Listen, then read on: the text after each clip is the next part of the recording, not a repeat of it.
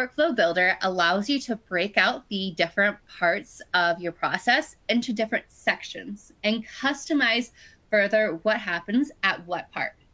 And Workflow is a tool that has a ton, and I mean a ton, of next level features like form to form pre-filling, error handling, so many more. And today we're going to look specifically at conditional and approval steps with the example I have for you. But don't worry, if you'd like to see more of the next level features that are in Workflow, I definitely recommend checking out some of our other user conference webinars that take a closer look at Workflow. There's some really good ones out there. So give me just a second to reshare my screen. And we can take a look here at this workflow that I have built out. So in this workflow, it's not just a form that is doing more for us, but we also have customized what happens at each stage of the submission process. This allows us to collect more information from our respondents or have more control over how our data is treated at each step of the process.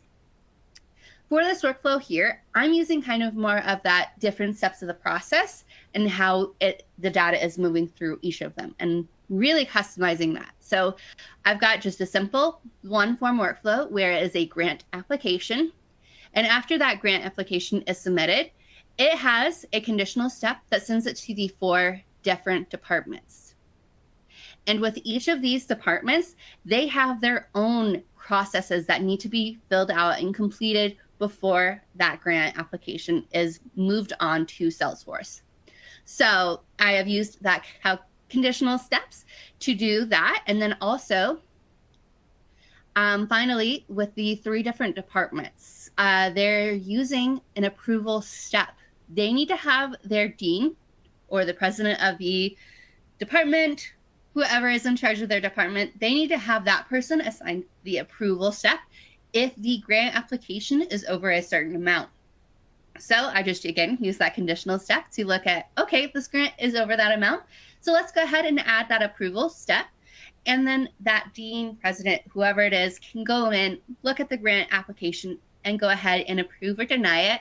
And only when it is approved is it going into Salesforce. So that way they can really control that flow of data further.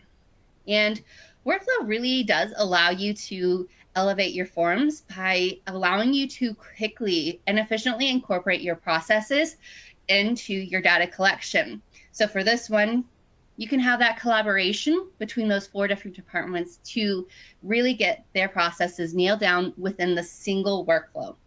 And all of this still remains very easy for your respondents to go in and submit their grant application or any other form that you're using. And these are just kind of some of the things that you can do. And I just love Workflow.